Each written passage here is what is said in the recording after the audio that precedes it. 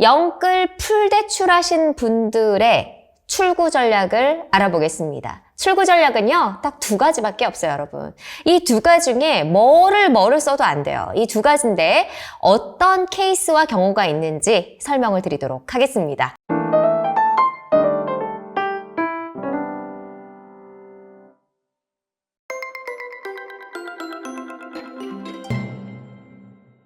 네, 여러분 안녕하세요. 부동산 미녀, 부미녀로 활동하고 있는 이현진입니다.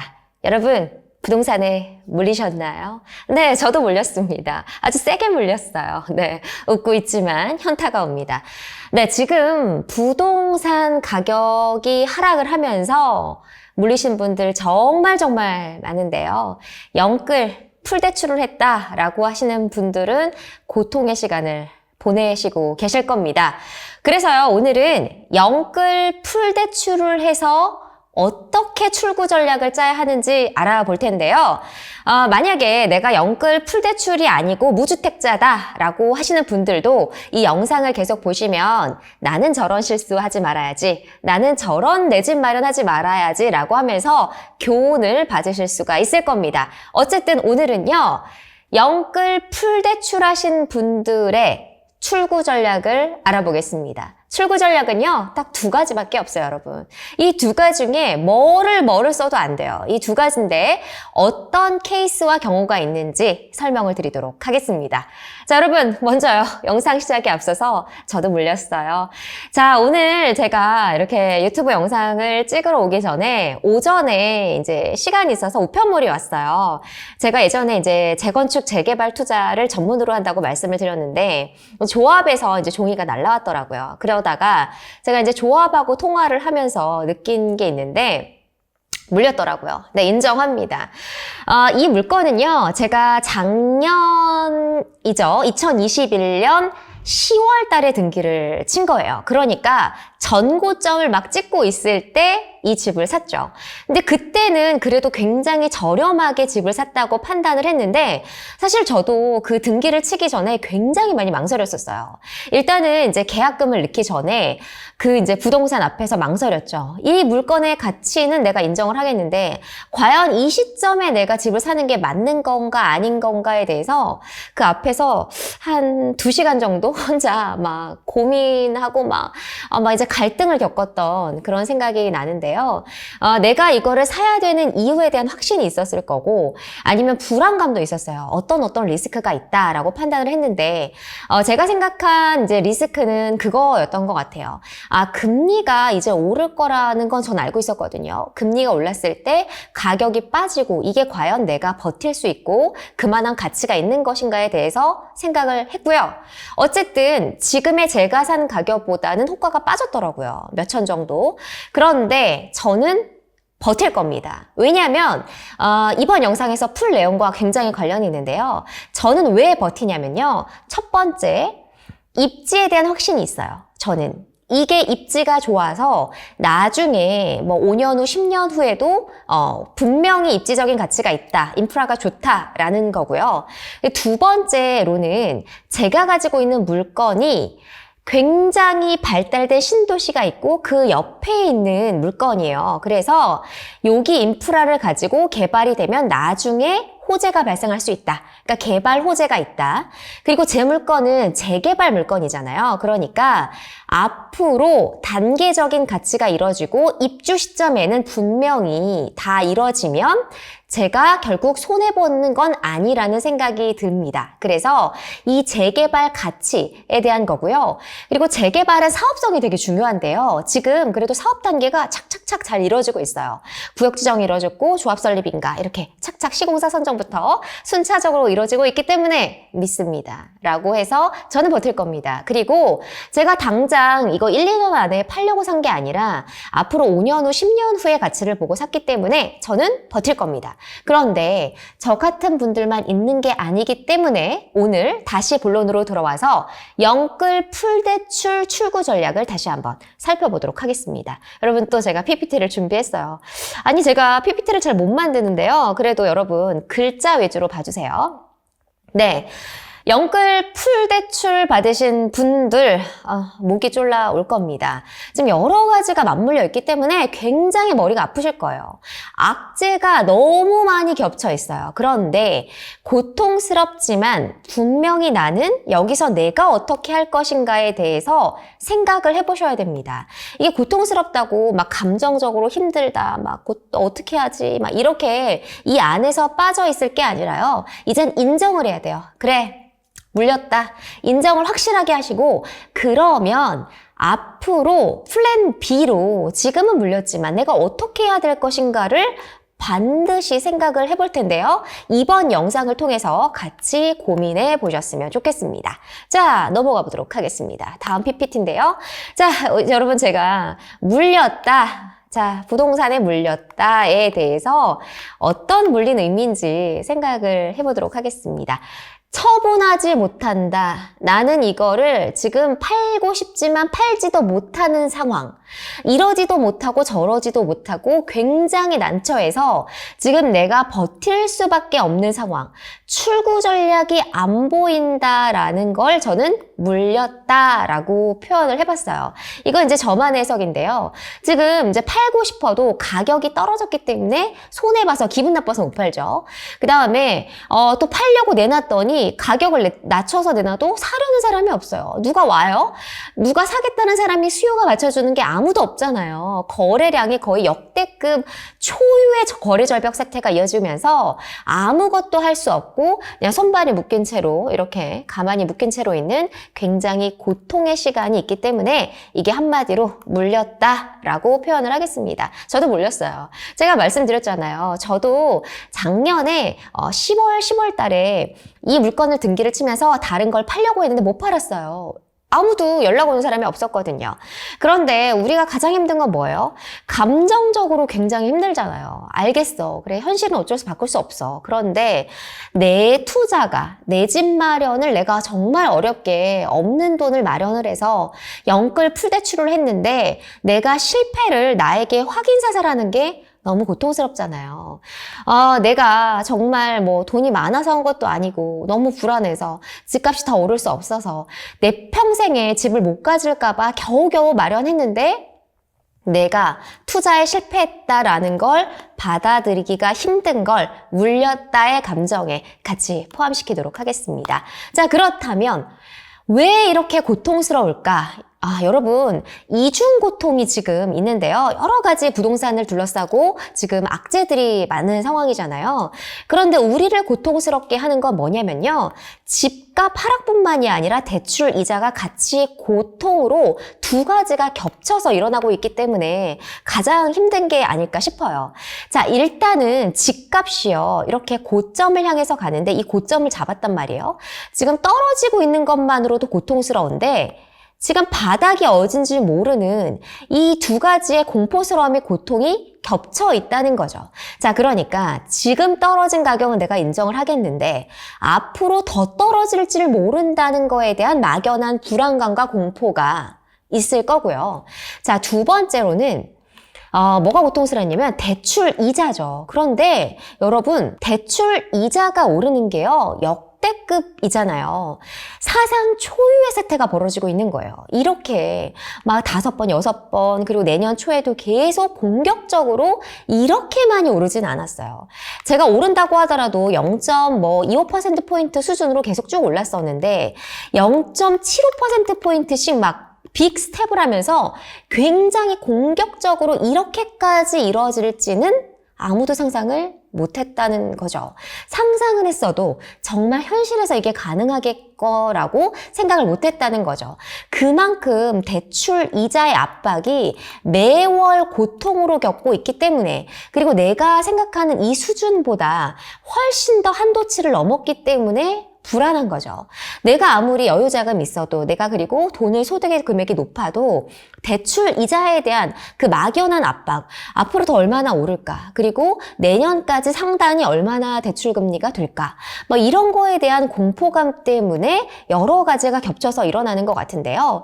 어쨌든 이 두 가지의 고통과 공포가 우리가 생각했던 것보다 굉장히 난이도가 높고 굉장히 극심하게 이어지고 있다. 라는 건 확실한 팩트이고 그래서 더 영끌 풀대출족들이 지금 고민하고 있는 것 같습니다. 자, 그러면 두 가지의 출구 전략밖에 없다고 제가 말씀을 드렸는데 이 두 가지 말고 뭐 있을까요? 있으면 말해보세요. 자, 두 가지예요. 하나는 존버. 버텨야 돼. 무조건 버티는 방법.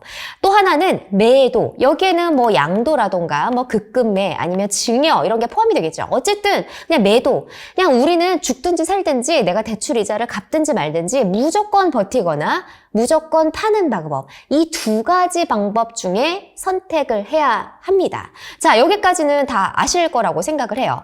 자, 그러면 제가 경우의 수를 여러 가지를 가지고 왔거든요. 여러분, 이런 경우를 한번 생각을 해보세요. 자, 일단 첫 번째 두 가지밖에 없잖아요. 존버, 무조건 버텨야 하는 사람들은 다음과 같은 사람들일 겁니다. 저도 이 중에 하나 포함이 되는데요. 이런 분들 있죠. 나는 내 눈에 흙이 들어와도 절대 내가 손해 못 본다.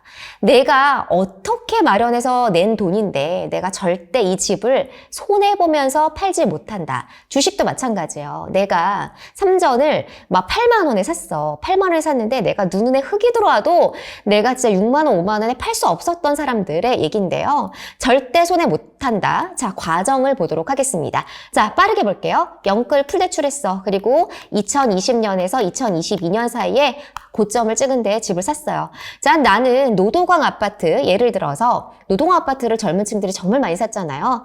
내가 노원에 있는 주공 아파트 아니면 오래된 구축 아파트를 10억짜리에 샀어요. 그런데 지금 실거래가가 6억에 찍혔어. 막 호가를 5억에 부르고 있어. 반토막이 났어요. 자, 그러면 일단 4억 마이너스 인정.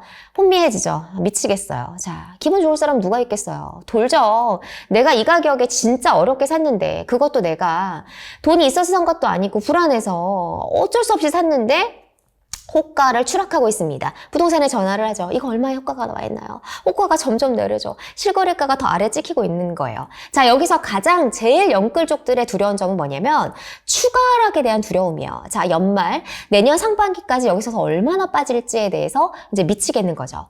자, 그런데 다시 또 10억으로 내가 산 금액이 10억이잖아요. 난 죽어도 손해 못 보는 투자 성향을 가지고 있어요.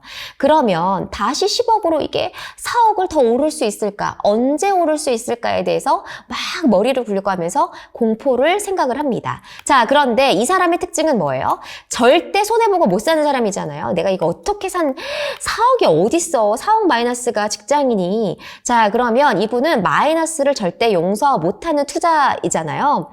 그러면 방법은 딱 하나. 손절매하지 않는 거예요. 여러분, 주식과 마찬가지죠. 지금 이 가격에 10억짜리 집을 6억에 팔지 않으면, 5억에 팔지 않으면, 앞으로 공포스럽더라도 4억에 팔지 않으면 손해는 아닙니다. 그러니까 버텨야 하는 사람, 나는 절대 손해 못 본다. 나는 눈에 흙이 들어와도 절대 손절매하지 않는다. 그러면 팔지 않으면 버티면 마이너스 투자는 아니다 라는 거죠. 자, 두 번째 존버 버텨야 되는 사람들의 특징 중에 한 명은 나는 다음 상승장에 반드시 회복할 거야. 자, 내가 10억에 샀는데 내가 언젠진 모르지만 상승장이 내년 후반기가 될 수도 있고 사이클이 지나는 5년, 7년, 10년도가 될 수가 있지만 반드시 나는 내가 산 가격에 팔 거야. 나는 10억 이하로는 절대 못 팔아. 자, 그럼 다음 상승장까지 기다린다. 자, 그러면 최대 10년 후를 바라보고 있어야 되죠. 자, 마음가짐 버텨야 돼요. 자, 그 다음에 이분들은 부동산 사이클론을 믿어야 돼요. 자, 상승장이 있으면 하락장이 있었고 다시 상승장이 있을 거야를 마음속에 인지를 하고 있어야 되고요. 그 다음에 상승장을 계속 바라보는 거예요. 버틴다. 대출이자 미친 듯이 갚아야 되죠. 일단 버텨야 되니까요. 자, 알바라도 해야죠. 밤에 쿠팡이라도 배달 알바 하셔야 돼요. 자, 그 다음에 요즘에 동네 알바 많더라고요. 뭐 김집사에서 쓰레기 버려주기 이런 거. 어쨌든 미친 듯이 버티는 거예요. 그 다음에 소득과 여유자금이 얼마나 있는지 내가 버틸 수 있는 시간을 반드시 확인을 하셔야 돼요. 정확한 기간인데요. 근데 저는 이분들에게 이런 말씀을 드리고 싶은 게 일단 최대 금리로 계산을 해놓으세요. 최저로 내가 5%, 6%까지가 아니라 7%, 8% 그리고 지금 대출금리 상단이 10%까지 연말에 간다는 이야기가 나오잖아요. 이번에 빅스텝을 하면서 11월 달에 이번에 빅스텝 안 했죠. 죄송해요. 이번 11월 달에 한국은행이 금리를 또 올리면서 이제 10% 상단까지 바라본다고 하는 거잖아요. 그러면 이 사람들은 자, 사이클 이론을 믿는다. 장기간 동안 버텨야 되는 걸 인정을 한다. 대출 금리를 갚기 위해서 알바라도 하고, 그리고 대출 이자가 최대 상단의 금액으로 내가 버틸 수 있는 기간을 정확하게 확인을 하셔야 됩니다. 자, 세 번째, 또 버텨야 되는 사람인데요. 저도 여기에 돼요. 제가 이제 영상 초반에 저는 여러분 버틸 거예요. 왜냐면 입지적인 가치를 저는 확신하고 있어요. 라고 말씀을 드렸잖아요. 자, 부동산 입지에 따른 확신을 하시면 괜찮아요. 제가 만약에 누구나 살고 싶어 하는 강남 3구, 그 중에서도 뭐 강남 알짜배기, 뭐 서초반포에 샀다. 이렇게 내가 입지적 가치를 완전 확신하고 지금은 떨어진다고 하더라도 여기는 무조건 오를 입지다라고 확신을 하시면 기다리시면 됩니다. 자, 내가 산 입지 최고다. 여기는 교통, 교육, 인프라, 뭐 편의시설 다 있다. 그러면 여기는 모든 하락장이 지금 떨어지는 기간이지만 다시 상승장이 오면 오를 거다. 그 다음에 전세 수요가 받쳐준다. 여기는 그래도 전세 세입자들이 세입 금액을 받쳐줘서라도 전세금을 있어라도 살고 싶어하는 곳이야. 중심부 안쪽이야. 교통, 학군, 인프라 중에 뭐라도 뛰어난 것을 갖추고 있다라고 하면 내가 이거 10억 회수할 거야. 자, 입지 확인. 그러면 어때야 돼요? 버티고 참아야 되는 거죠. 제가 앞서 영상에서 저도 여러분 제가 입지적 가치를 무조건 저는 제가 산 물건을 확인하고 있어요. 라고 했는데 저는 지금도 믿습니다. 그래서 버틸 거고요. 그리고 저는 이제 사업이 잘 착착 진행이 되고 있기 때문에 불안감이 덜한 것 같습니다. 자, 그런데 여기에 해당되는 경우가 아니에요. 그러면 나는 매도를 해야겠죠. 자, 그러면 매도를 준비하기 위해서 뭐를 해야 될까요? 가격과 그리고 매도 시점을 예상해 볼 수 있겠죠. 자, 매도하는 거는 자, 단기간에 파는 분들은 손해보더라도 팔겠다라는 분들인데요. 빠르게 한번 볼게요. 자, 가격과 시점을 동시에 같이 고려를 해야 돼요. 내년 하반기, 내년 상반기, 시점, 그리고 가격. 내가 아까 10억, 노원구에 있는 아파트를 10억에 샀는데 나 8억까지 되면 팔 거야 라고 하는 내 기준 가격을 설정을 하는 거죠. 내가 비록 2억을 손해봤지만 나 팔겠다. 기분 나쁘지. 손해보는 짓을 했지. 내가 2억을 버렸지. 미치겠지. 좌절 속에 빠지지 마시고요. 다시 한번 생각을 해보세요. 자, 그러면 취득세 같은 여기 부대 비용이 포함되어 있을 거고 뭐 리모델링을 해서 도배 벽지라도 하신 분들이 있을 거예요. 자, 그러면 이 마이너스 수익까지 같이 계산을 해야겠죠. 그러면 10억 아파트가 8억이 됐을 때 팔았을 때 2억만 손해보는 게 아니고 여기에 부대 비용을 포함하면 여기 몇천 정도 더 손해가 있을 거예요. 그러면 자, 그럼 어떻게 해요? 인정을 해야죠. 그 다음에 내가 멘탈 관리를 해야 되는데 방법은 뭐예요? 자, 그러면 난 다음 상승장에 절대 실수하지 말겠다. 이 같은 도움, 내가 이런 실수는 하지 말고 2억을 비록 이 집을 사서 손해봤지만 나는 부동산 투자하지 않고 내 집 마련하지 않는 게 아니고 다음에는 내가 이거를 회복을 하겠다라는 마음가짐이 있어야 되죠. 여러분, 첫 집을 샀고 내 집 마련 연끌 풀대출을 했지만 100% 100이면 다 성공하는 사람이 어디 있겠어요. 마인드 컨트롤 하시고 다음 상승장에 노려보자. 내가 다음 상승장에 하락장에 사서 상승장에 다시 이 수익을 얻을 수 있다고 생각을 하시면 됩니다. 자신감을 잃지 마시고요. 그 다음에 또 팔아야 되시는 분들은 대출 이자 낼 돈이 없다. 이런 분들은요, 경매에 나오기 전에 하우스 포어가 되기 전에 정리하시는 것도 전 맞다고 생각을 해요. 왜냐하면 그때는 더 매도가 어려울 수가 있거든요. 그렇기 때문에 내가 10억의 집을 샀지만 인정. 나 이 가격까지 절대 내가 노원에서 10억 아파트 회복 못할 것 같아. 그럼 내가 7억이라도 팔겠다. 손해를 보더라도. 다만 나는 대출 이자 낼 돈이 없어. 라고 하면 경매에 넘어가기 전에 하우스 파워가 되기 전에 파는 거를 생각을 해볼 수가 있겠죠. 그때 되면 여러분 물량이 한꺼번에 쏟아지기 때문에 더 힘들 수가 있다는 거예요. 자, 그 다음에 플랜 B는 이런 걸 생각해 볼 수가 있겠죠. 내가 나가고 전세 세입자를 넣는 거예요. 그러면 전세 대출을 받쳐주면 그 대출 금액이 줄어들겠죠? 그럼 대출 이자 금액과 대출금이 줄어드니까 내가 비용 부담이 줄어들 수 있다는 점. 그 다음에 또 월세를 주는 방법이 있죠. 이 아파트를 내가 월세를 주면 내가 이거를 월세를 받으면 대출 이자를 약간 충당이 가능하겠네. 자, 10억 아파트가 7억이 됐지만 월세를 200을 받아서 그러면 내가 300 이자를 냈는데 100만 원만 부담하고 나머지는 내가 어떻게 해보겠다. 전세나 월세를 주서 임대차 방법을 활용하는 것도 방법이 될 수 있겠습니다. 자, 오늘 영상의 내용을 정리해 보도록 하겠습니다. 여러분, 물렸습니다. 부동산에 물린 사람 굉장히 많아요. 내 집 마련을 했건 아니면 부동산 투자를 아무리 잘하는 신이라고 하더라도 강남 안쪽에 있는 아파트조차 호가 하락을 피할 수가 없습니다. 하락장이에요.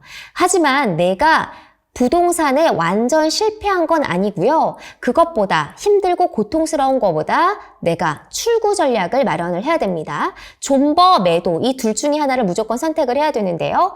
집값 하락에 대한 공포감을 이길 수 있는지, 이 대출 이자를 내가 갚을 수 있는 소득과 여유 자금이 있는지 반드시 철저하게 자금 계획을 마련해 보시고요. 자, 내가 도저히 나는 손해보고 못 판다. 나는 입지적 가치를 믿는다. 상승장에 내가 산 가격을 전고점을 다시 10년 뒤에 회복할 거다. 10년 뒤라도 이런 분들은 버티시고요.